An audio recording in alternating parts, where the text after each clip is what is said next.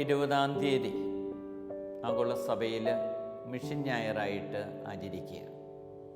ഈ വർഷം പരിശുദ്ധ പിതാവ് ഫ്രാൻസിസ് മാർപ്പാപ്പ പ്രത്യേകമായിട്ട് ഒക്ടോബർ മാസം പ്രേക്ഷിത മാസമായിട്ട് പ്രഖ്യാപിച്ചിരിക്കുന്നു.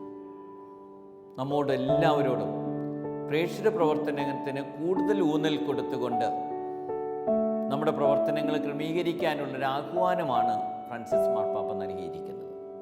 നമുക്കറിയാം, ബെനഡിക്റ്റ് 15 മാർപ്പാപ്പ മാക്സിമം ഇല്ലൂത് എന്നുള്ള അപ്പസ്തോലിക പ്രബോധനം പുറപ്പെടുവിച്ചിട്ട് 100 വർഷം തികയുന്ന അവസരമാണ്. ഈ പശ്ചാത്തലത്തിലാണ് പ്രേക്ഷിത മാസമായിട്ട് ഒക്ടോബർ മാസം പ്രഖ്യാപിച്ചിരിക്കുന്നത്.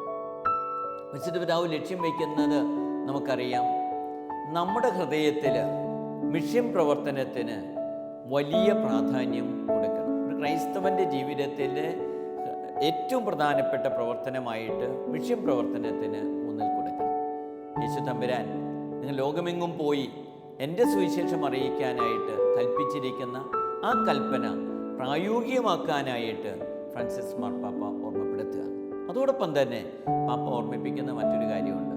നമ്മുടെ എല്ലാ പ്രവർത്തനങ്ങളുടെയും, ക്രൈസ്തവ പ്രവർത്തനങ്ങളുടെ, സഭാ പ്രവർത്തനങ്ങളുടെ എല്ലാം റിസൾട്ട് എന്താണെന്ന് ചോദിച്ചാൽ എപ്രകാരം നാം പ്രേക്ഷിത പ്രവർത്തനം നിർവഹിച്ചു എന്നുള്ളതിനെ ആശ്രയിച്ചിരിക്കും. അതിൻ്റെ വിജയം എന്താണെന്ന് ചോദിച്ചു കഴിഞ്ഞാൽ എത്രമാത്രം പ്രേക്ഷിത പ്രവർത്തനം നമുക്ക് ചെയ്യാൻ കഴിഞ്ഞു എന്നതിനെ ആശ്രയിച്ചിരിക്കും.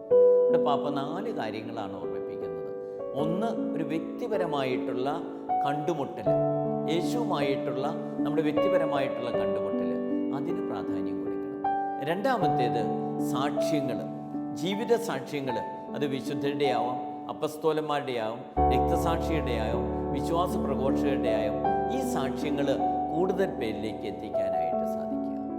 മൂന്നാമത്തേത്, നമ്മളുടെ പ്രവർത്തനങ്ങൾ കൂടുതൽ ഈ പ്രേക്ഷിത പ്രവർത്തനങ്ങളോട് കൂടുതൽ താതാത്മ്യപ്പെട്ടുകൊണ്ട് ചെയ്യാനായിട്ട് പരിശ്രമിക്കുക. അതിന് ഒരു പരിശീലനം ആവശ്യമാണ്.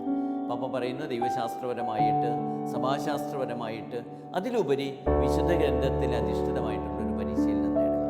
നാലാമത്തെ കാര്യം പാപ്പ ഓർമ്മിപ്പിക്കുന്നത് മിഷണറി ചാരിറ്റിയാണ്. പാർശ്വവൽക്കരിക്കപ്പെട്ടവരിലേക്ക്, രോഗികളിലേക്ക്, വേദനിക്കുന്നവരിലേക്ക് ഇറങ്ങിച്ചെല്ലാനുള്ള വലിയൊരു ആഹ്വാനം. അങ്ങനെ ക്രിസ്തുവിൻ്റെ സന്ദേശം മറ്റുള്ളവരിലേക്ക് എത്തിക്കുക. നമുക്കും ഈ പ്രേക്ഷിത മാസം അനുഗ്രഹപ്രദമായിട്ട് ആചരിക്കാൻ പരിശ്രമിക്കാം. നമ്മുടെ ഹൃദയത്തിൽ പ്രേക്ഷിത പ്രവർത്തനത്തിന് ഊന്നൽ കൊടുക്കാനായിട്ട് പരിശ്രമിക്കുകയും ചെയ്യാം. അതിന് ദൈവം നമ്മെ അനുഗ്രഹിക്കട്ടെ എന്ന് പ്രാർത്ഥിക്കുന്നു.